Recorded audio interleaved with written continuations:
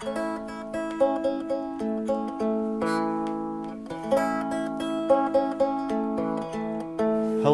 and welcome to Reveille. Here on Reveille, this is the Army Historical Foundation's podcast where we look at the on-point journal of Army history and discussing stories both inside and outside of the latest issue. To get started, I'm going to introduce both myself and our other host, starting with me, hailing from Arlington, Virginia, by way of Orlando, Florida. I am Nick Reynolds. I am the managing editor and historian at the Army Historical Foundation. And joined today with the other co-host, Matt Seelinger, who's the chief historian of the foundation and editor of On Point. Matt, how are you doing this morning? I'm doing fine on this cold January morning. It is rather chilly out there. I think we woke up and it was about 20 degrees. We had wind chills in the single digits yesterday, so we're awake. That's to be sure now. Both recording remotely in this pandemic environment that has continued for seems like forever now. But as with much of the rest of the world, we persevere.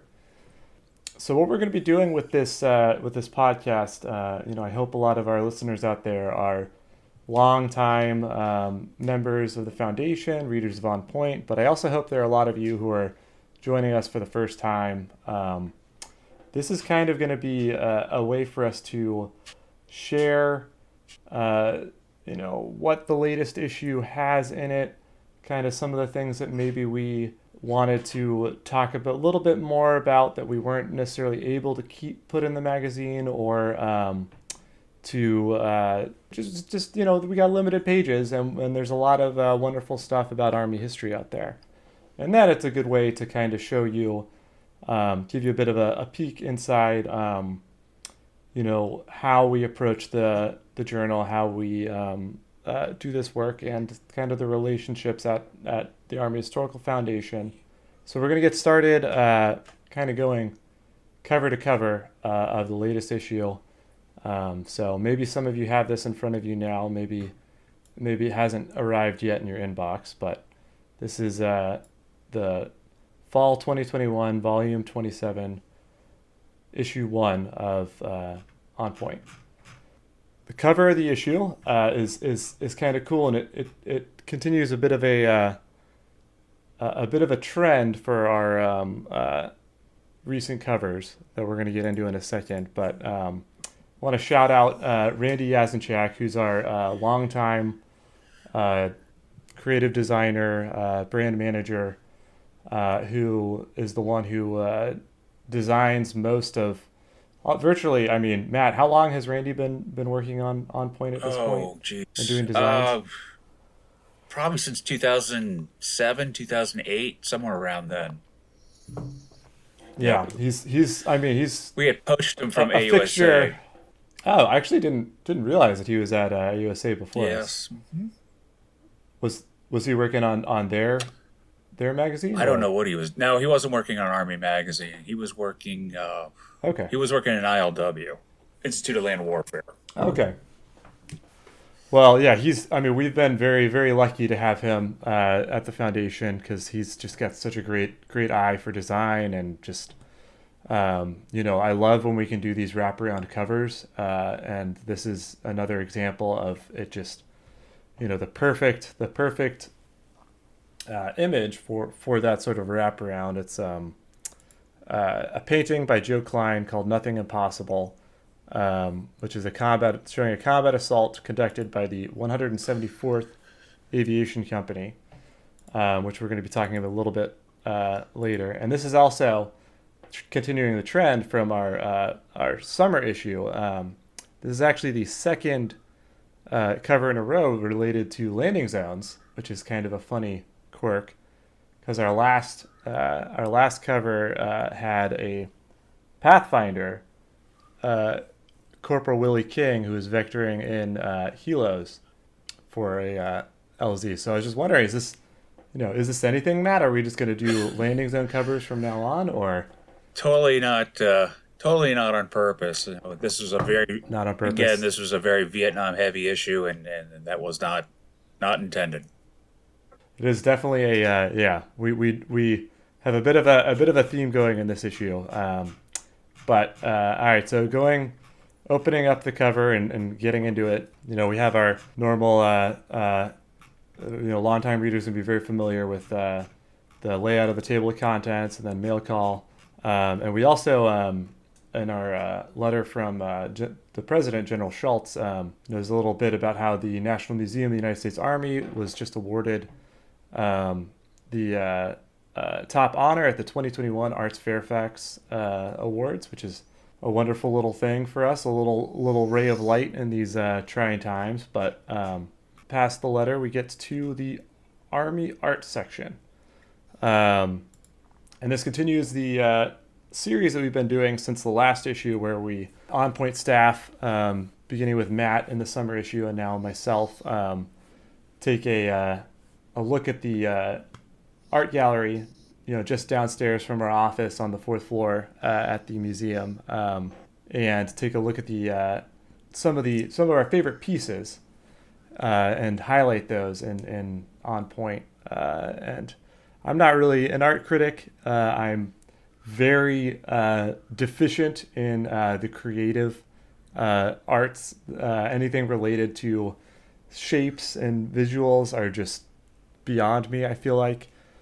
But I love, I can definitely appreciate the talent and effort that goes into these pieces. And what I really kind of wanted to focus on was some of these pieces that kind of show that soldiers are just, they're Americans. They're just everybody. They're living their lives. They're eating food. They're playing baseball. They're taking baths in bathtubs in combat zones.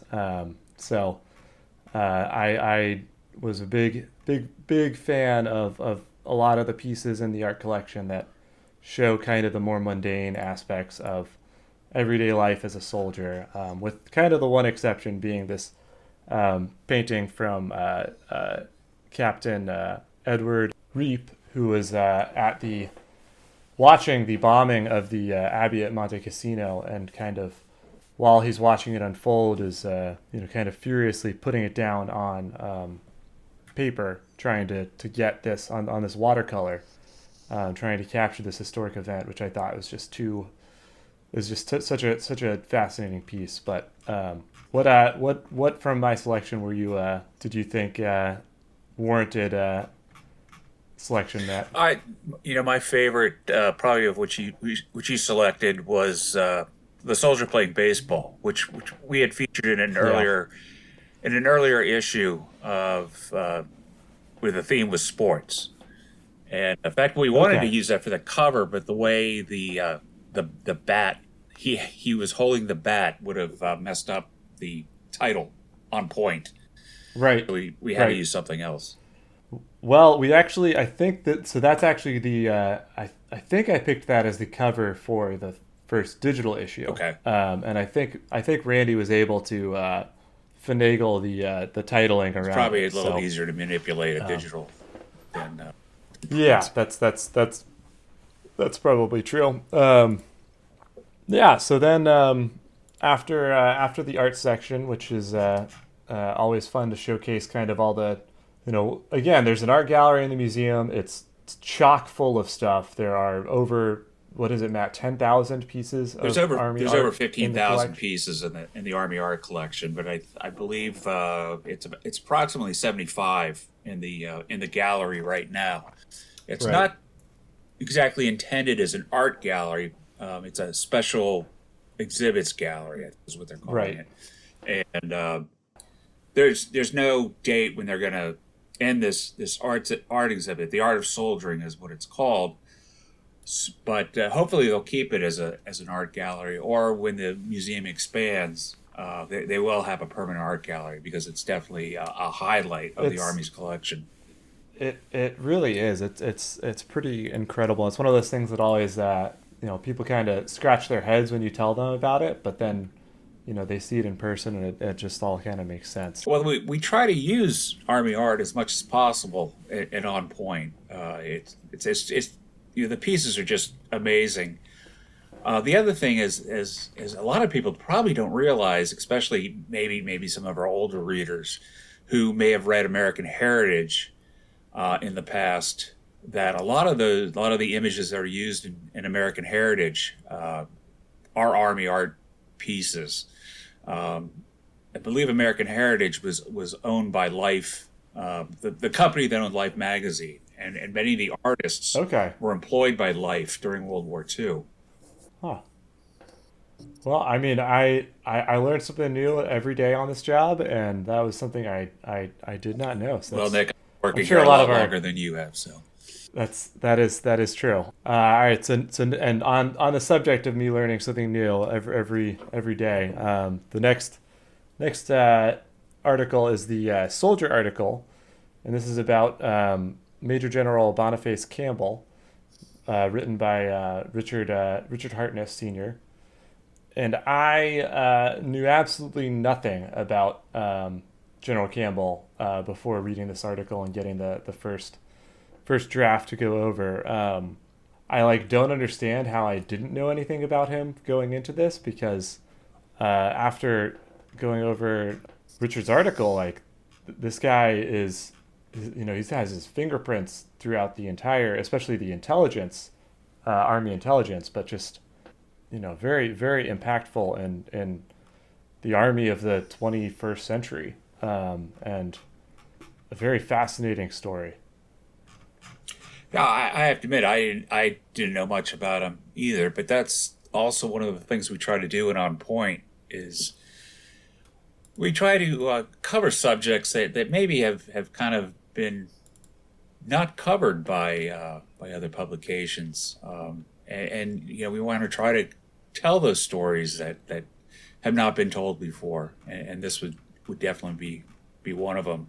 There's only so many articles about George Patton or Eisenhower or Grant that you can do, and that I think this is important. We're trying to shed light on some of the lesser known characters in this Army story.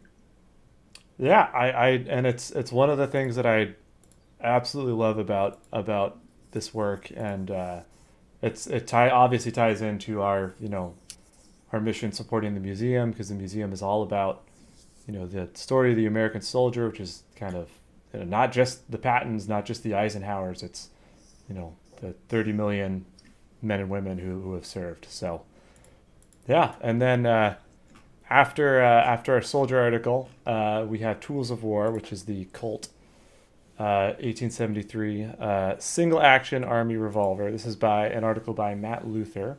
The weapon itself is probably best known, at least for people familiar, now that we're on the subject of Patton, as his ivory, not pearl, handled sidearm. As Matt Luther makes clear later in the article, Patton was very upset that people thought he would have something so ostentatious as a ivory handle or a pearl handled revolver, because apparently that's too gauche or something. I don't know.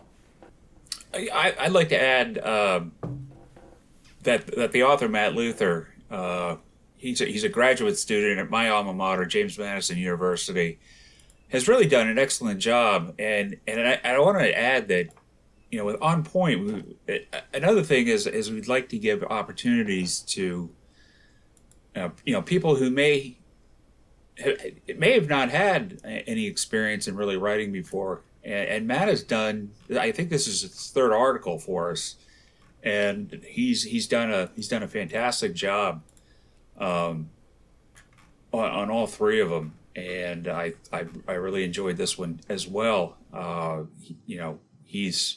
His undergraduate degree is from William and Mary, and he had just graduated when he did his first one for us. And I'll say we've had a couple. I had an intern from William and Mary as well, and they're teaching this kid something right down there, because they've both done excellent work for us.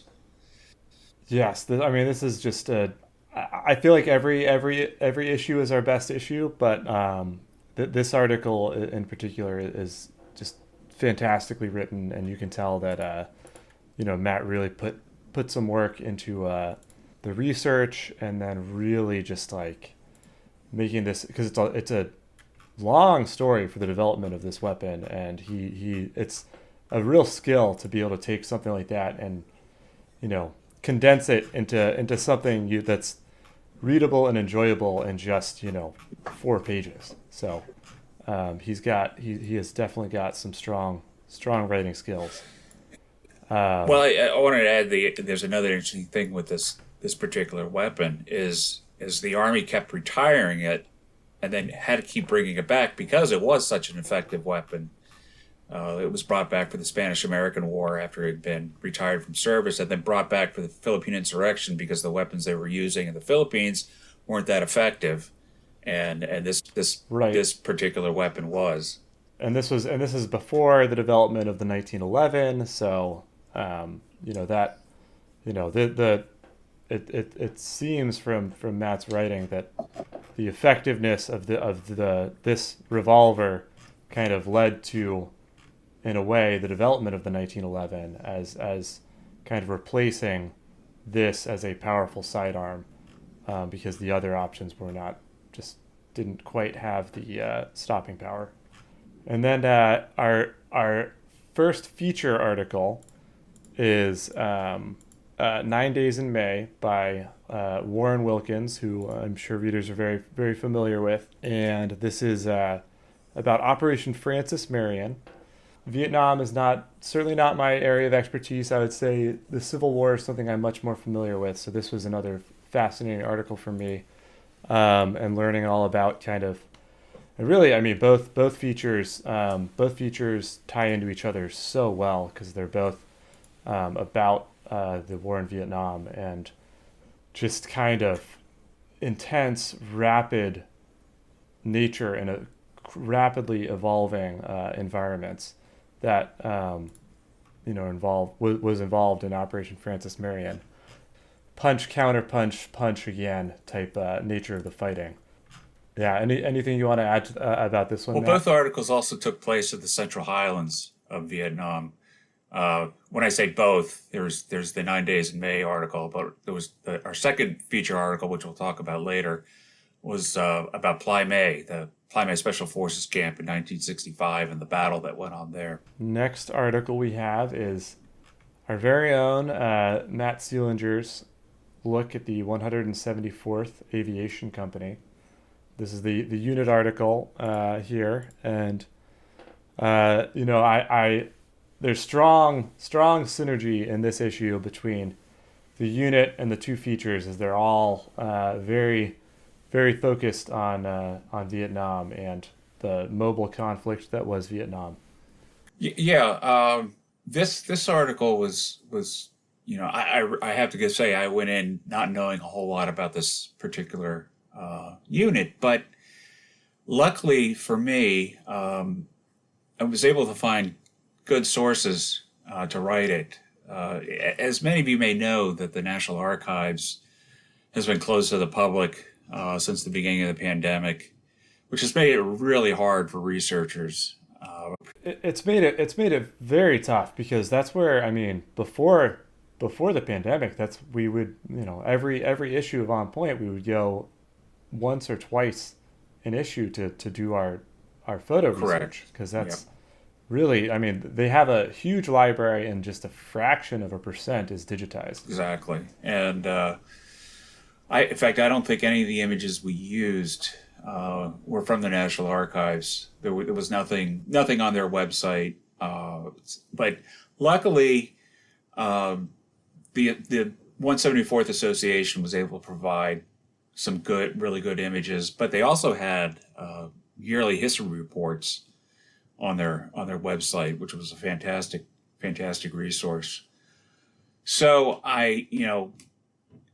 you're always kind of wondering when you write about a unit that many of its members are still around, and veterans of that unit, and just hope you've done the article justice, and the veterans of that unit will enjoy it. And hopefully, I haven't really heard back yet, other than one person who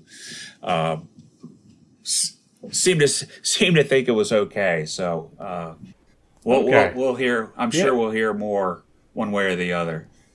Yeah, I have not written anything yet that is pertinent to actual people who are living or directly related to their experiences. So, because I haven't heard anything back from any of the members of the 57th Yeah, Massachusetts right. So, Volunteer Infantry Regiment, because I think the last one died in 1921 or okay. something. So, But you did get a nice letter to the editor I about it. did. It was very nice. Yes, but it's definitely I bet it's going to be a different feeling when you're writing with that level of pressure that you want to do justice to the story of people who lived the Right. story, and are able to tell you when you're off base. So yeah, and then after our unit article, we have a little a campaign update, and the campaign's continuing very well.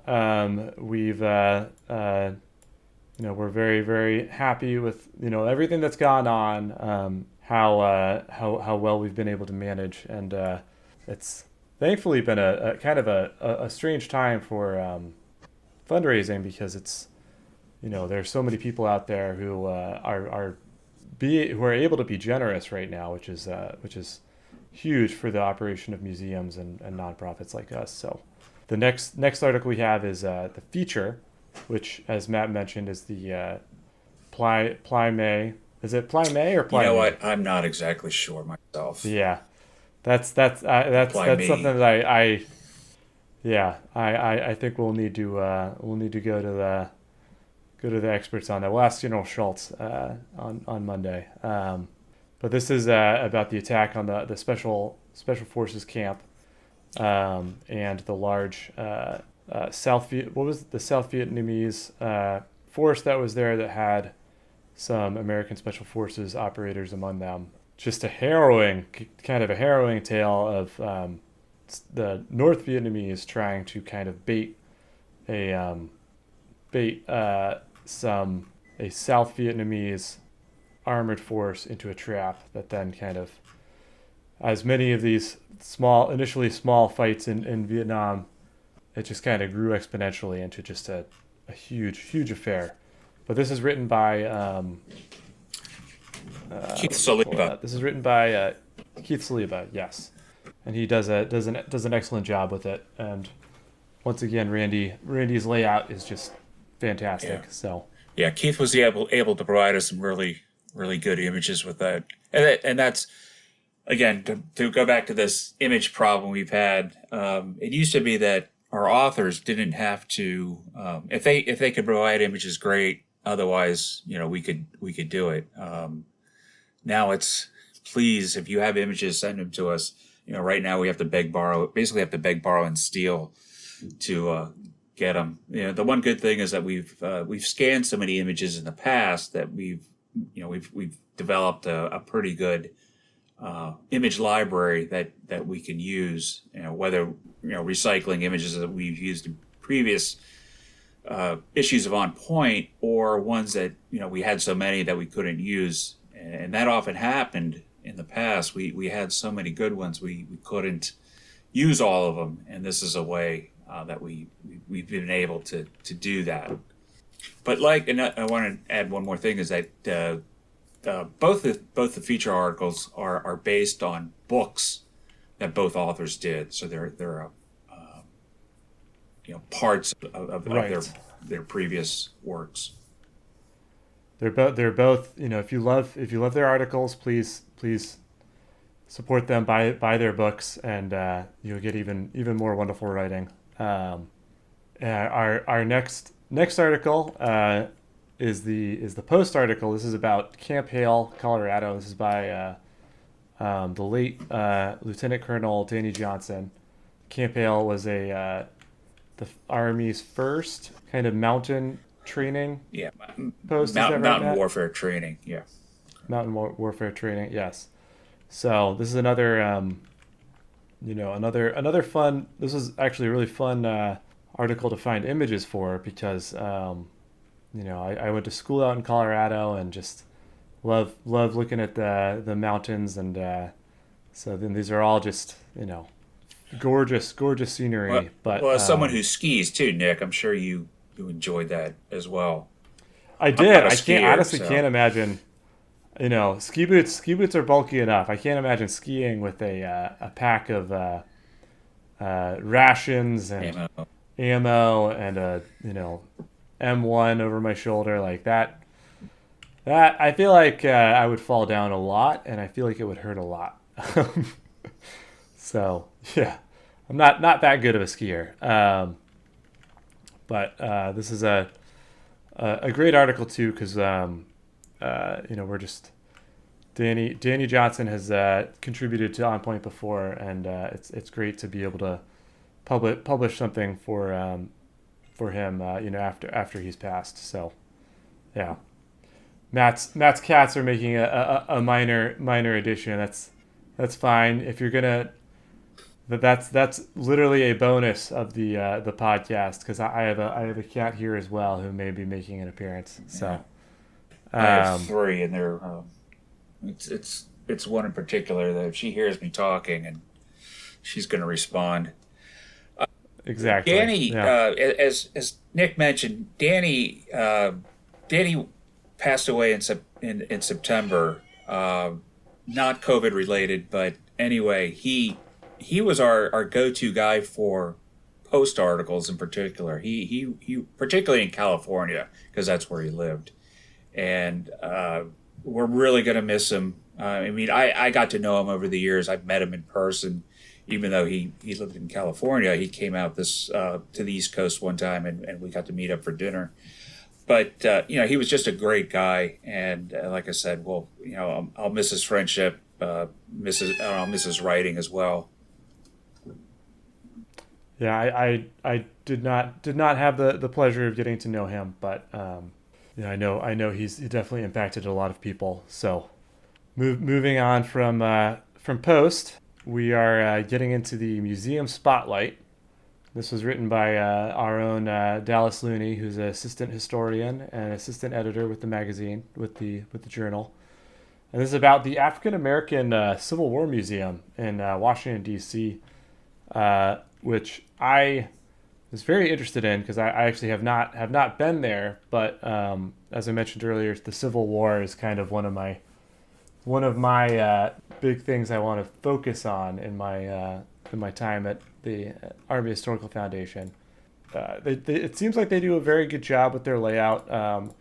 And this is also just a topic that I think is not covered enough in museums and in American history, because if you look at for example, I kind of wasn't. I love the National Museum of African American History and Culture in D.C., the Smithsonian, but I do think it doesn't do enough as far as the contributions of African Americans and the U.S. colored troops to the Union victory in the Civil War, because they were truly just instrumental to bringing the war to a close, especially when it did. It could have lasted much longer had there not been the substantial contribution. Again, I love that museum. I just think that there's a bit of a missed opportunity there with how they covered the Civil War. Yeah, I agree. There's just their coverage of African American military history in general is kind of spotty. I think they could have done it, and maybe they will. Maybe they will increase. Have you been to this museum, the African American Civil I have War not. Museum? I've thought about it. It's kind of off the beaten trail in terms of museums in Washington, and now with COVID, it's only open by appointment. Right. I to be honest with you, I don't get into the city all that much. I'm an Arlington suburban guy. Yeah, I've kind of evolved into that as well. But it's a place I'm gonna hit before I move out of the area. I think they have big plans for it. It's not a terribly huge museum right now, but I think they do have some interesting interesting plans. And if I remember correctly, it's moving or has moved recently to a larger facility. All right. Well, after the museum, we have our book reviews, almanac, stray rounds, all sections that our readers are probably very familiar with. But for those of you who are not, our book reviews, we have a book review program. Publishers send us books at the office. We post the books on our website, armyhistory.org. And if you are interested in writing a review, you can please contact myself or Matt if you'd like. And we can send you, get you set up with a sample review and our guidelines. And really what we're looking for are reviews that, they're not, we like to say we're trying to avoid a book report. We don't want a summary of what the book is about. We want really useful information about how the author approaches their topic, who the audience is for, whether, the author meets the needs of that audience with their writing, whether they make appropriate use of sources or appropriate conclusions from their sources. And I think we have dozens of reviewers who are submitted, hundreds of reviews, and they're all very high quality. So Army Almanac is kind of a bit of a glance into Army history going back 245 years and up to just 5 years ago or 15 years ago. Or 1 year ago. Events in Army history. Or 1 year ago. If we can find. Right.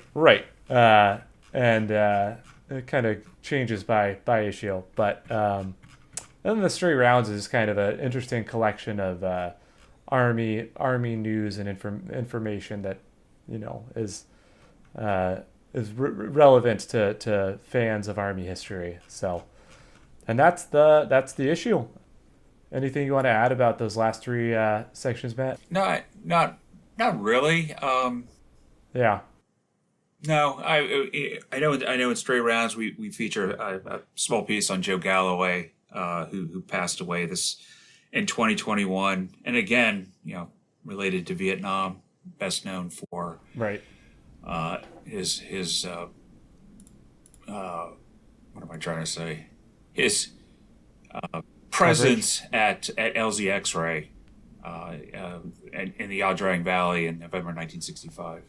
All right, so we've gone kind of over the over this issue. Now we're gonna do a couple little brief bits about related to On Point, related to future On Points. This next section is called Try to Tie, where both Matt and I have picked one person or event or item from Army history that we can try to tie to as many different articles and pieces within this issue as possible. And because I came up with this bit, and because I get to go first, I picked the UH-1 Huey as my item because it very clearly relates to four different articles in this issue. The first, obviously, is Matt's own unit article with the 174th Aviation Company, which made prodigious use of all sorts of Huey variants. And then both features, 9 Days in May. Huey's not mentioned by name in that article, but was present in the conducting of Operation Francis Marion. And then it is heavily used in Keith Saliba's article, Target Play Me. And then the connection in Stray Rounds, as Matt mentioned, with Joe Galloway. With Joe Galloway, who was present at LZ X-Ray and was embedded with the 1st Cavalry Division Air Mobile, and so often was in Huey's. And yeah, so I got 4 articles, I think. There's possibility I missed some other. But Matt, what have you got? Well, kind of stole my thunder. I know. I'm But sorry. I really couldn't tie too much of it together, other than maybe only a couple of things, and that would be special forces in one of the features, and then in the Gary Gordon Memorial. I guess it's more special operations than special forces.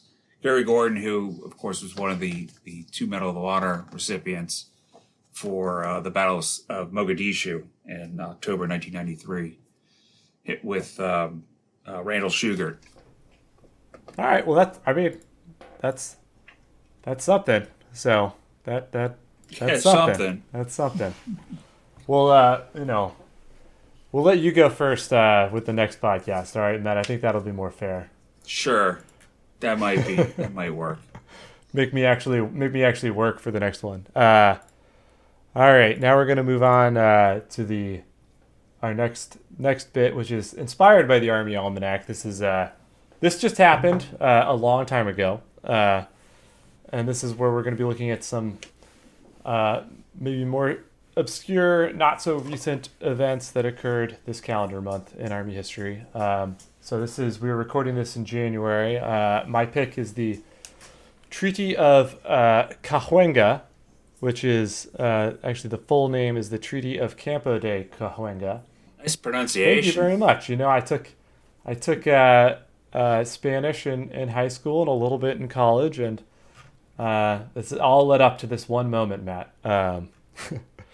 So this is the Treaty of Cajuenga basically ended hostilities in California during the Mexican-American War. It was signed January 13th, 1847, between John C. Fremont, who's a very prominent figure in American history, and basically between him and the Californios, the native, basically Mexican immigrants who had been living in California prior to the kind of push by the American forces to take over California.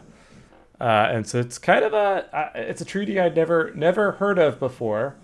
I think we're more familiar with like Guadalupe Hidalgo and some of the larger ones, but this is kind of the beginning of American possession of California. So it seems like a pretty significant event in history, and also, anytime I see John C. Fremont tied to something, I think it's kind of interesting because the guy, was so involved in that westward push and expansion of the United States, and then also shows up prominently in the Civil War. So, Matt, what have you got?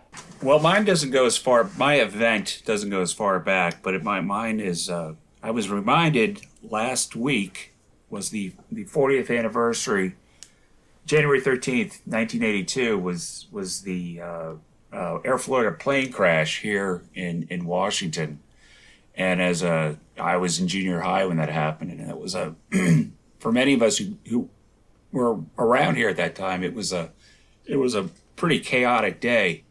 We had a pretty good snowfall, and as I like to tell people who aren't from around here and always poo-poo us closing down at the thought of a snowflake nowadays. Back then, it didn't shut down like it did now. But anyway, following that event, almost immediately following that event, the Army was heavily involved in the recovery operations, and that would include the Army Corps of Engineers, Baltimore District, and 3rd Infantry Regiment soldiers, the Old Guard from Fort Myer, were involved in the recovery of the wreckage and the remains of those killed from the Potomac River. Oh. That was also that. I mean, it's an event that I think a lot of Washingtonians are very familiar with, and maybe not the rest of the country. But that also, not only was it occurring during a major snowstorm, but that also was 30 minutes after the plane crash. There was a major accident with fatalities on the Metro.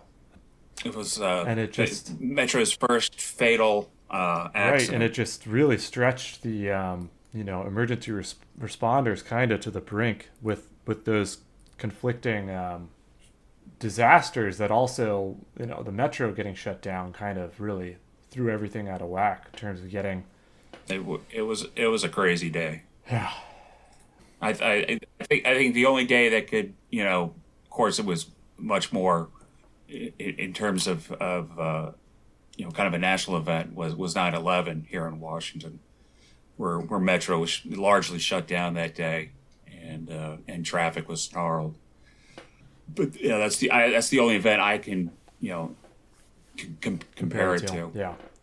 Well, that's a significant event. Okay. Well, I think now all we've got left is a little maybe give our listeners a little sneak peek into what the next issue is going to hold. I was thinking for this we just kind of drop a few hints about what we're working on. So for myself, I'm going to be working on the next Tools of War article, which is about a artillery gun that was invented by the superintendent of the West Point Iron and Cannon Foundry. It has a bit of a reputation, certainly now for just exploding. Not a great reputation to have, but if you think you know what I'm writing about, you can feel free to email us and send your guesses our way, and we'll see if you're right. Matt, what are you working on? I'm working on a particular regiment. Was one of the Fort Buffalo Soldier regiments, and the one thing they of course they took part in the Indian Wars and the Spanish-American War and the Philippine Insurrection, but another thing they're also known for is the testing of the Army's bicycle corps in the excuse me, in the 1890s. So that's something to look forward to there. Many of you may know what unit I'm talking about, because we actually talked about the bicycle corps in On Point many issues ago. Awesome. All right. Well, I'm looking forward to your article. I hope you're looking forward to mine, and I think that wraps up this first episode. I'm hoping this will be a something that's going to accompany every issue, at least every issue of On Point, and then. Who knows if you guys like this format, if you think there are things we can improve on, please don't hesitate to email us, to write us. This is obviously our first time putting out something like this, but we want to try to provide as much content and value to our members as possible. And, you guys are the reason we do this. So please let us know what you think. And we hope you'll join us for the next podcast. We hope you are going to be excited to read this issue and the next issue of On Point. Sounds good, Nick. Looking forward to the next one. And hopefully we'll get some good feedback from whoever listens to this. Well, with that, I think we're going to sign off. Have a good one, and this has been Reveille. This has been the first episode of the Army History Podcast. If you'd like to support this show and Army history, be sure to join the Army Historical Foundation at armyhistory.org. There you can join the foundation, learn about the National Museum of the United States Army, or make a small purchase at our online store, which helps us in our mission. At the very least, be sure to share this show with your friends. Thank you, and I will see you next time.